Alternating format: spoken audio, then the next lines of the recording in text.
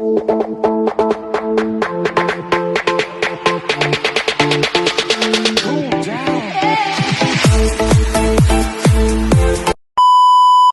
guys! Welcome back to my channel! Nandito naman si Tita Belle. For today's vlog guys ay maglalakad tayo. Let's go for a walk. Pero pupunta ako doon sa Bishan Park. Magbus muna ako kasi ang uunahin ko ay yung likod. So sa likod ako dadaan para ang labas ko sa main entrance. So medyo malayo kasi guys. So okay lang.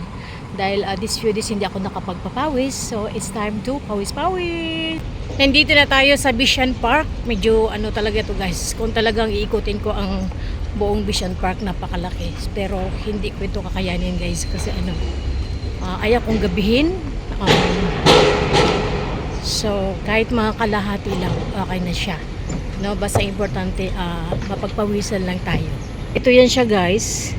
Bridge ito. So nakita yun doon sa unahan. Okay, so doon iikutin natin ito guys. Kalahati lang, wag yung isang buo kasi sobrang laki. Ayan. Pag inikot natin ito, diwalwal na ang dila ni Tita Belle. Okay? So kalahati lang ang ikutin natin. Tamang-tama lang na ano, mapagpawisan tayo. So ayan, lakad lang tayo guys, lakad. Dito kasi guys, mayroon siya ditong bicycle. So yung bicycle na to, pwede nating gamitin. Magtap lang tayo sa QR code, tapos babayaran mo lang siya online.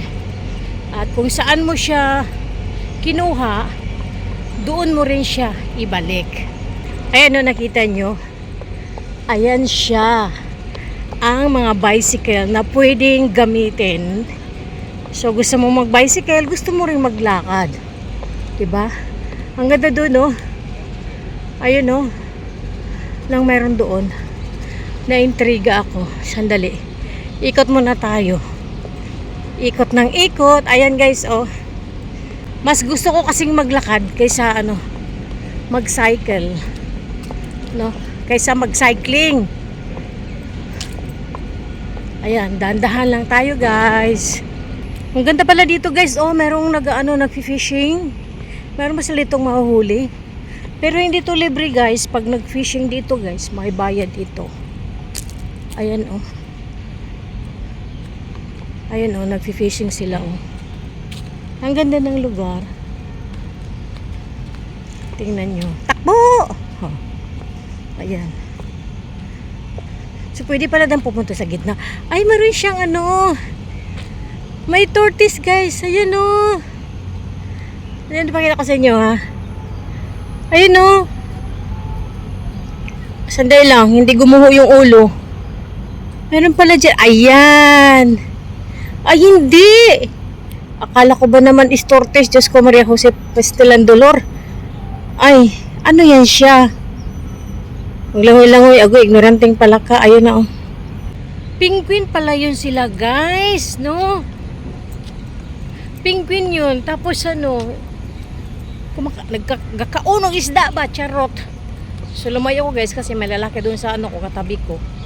Ano ba yan? So nahinabol siya ng bata. Mga 5 yata yun silang penguin na yun eh. Ayun oh, nandun na yung bata oh. Hinahabol niya kasi tumawid doon sa kabilang bridge yung mga penguin. So ang atin naman dito lang tayo. Lakarin natin ito. So ayan. Ang cute. Sana naman kasi yung nakagilapin uli. Ayun oh, yung bata oh. Pumunta kasi doon sa kabila. Gakaon sila isda. Oy! Napakalaki pala nito guys. Ngayon lang ako dito nagawi no. Ayan ang laki oh. So from here, ayan. Pag inikot natin yan, sobrang lawak. Ayan, so saan ka napunta yung mga penguin na yun? So ayan. So nandun banda yung mga nagfi-fishing oh.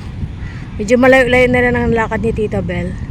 Ganda ng aking palibot guys no. So nasa gitna ako ng bridge. Ng bridge dito sa may yung dito sa may Bishan Park. Ayan oh. Agoy, napadpad na yung bata doon kalayo-layo oh. Ayan naman sa unahan, meron dyan mga exercise equipment. So, pwedeng mag-exercise dyan. Parang katulad din yan sa likod ng bahay namin, mga ganyan. No? Papawisan ka talaga dito. Pero maganda ito talaga maglakad tulad ngayon, hapon, at saka sa umaga. Pero alam mo yung anak ko, kahit gabi, minsan lumalabas siya ng 10 o'clock. Iikutin niya itong buong Bishan, guys. Minsan nawuwari ako kasi dumarating na ng bahay ng 12 plus. No? Ayan, tingnan nyo. O, diba? Ang galing. O. Yan, mamili lang kayo kung saan nyo gusto dyan. So, may ganyan din doon sa likod ng bahay namin eh. Mukhang ulan, guys. Kumukulog. Ayan. Pinagpawisan ako, guys, ng maraming singhot. Ay, ang galing. Ayan, oh. No, kasi lagi ako dito, pero hindi ako dito nagagawi, guys. Dahil sa sobrang laki. So, minsan kalahati lang talaga ang aking nilalakad. So, ayan, pwede pala mag-swimming dyan ng mga bata. Oh, may water. O, diba, ang galing. Ayun. Ayun, guys. So, babalik na ako sa aking pinasukan kanina. Ay, hindi pala. Atras na pala ako. Papunta na pala ako sa main gate. Kasi likod yung kanina, diba? So, ayan.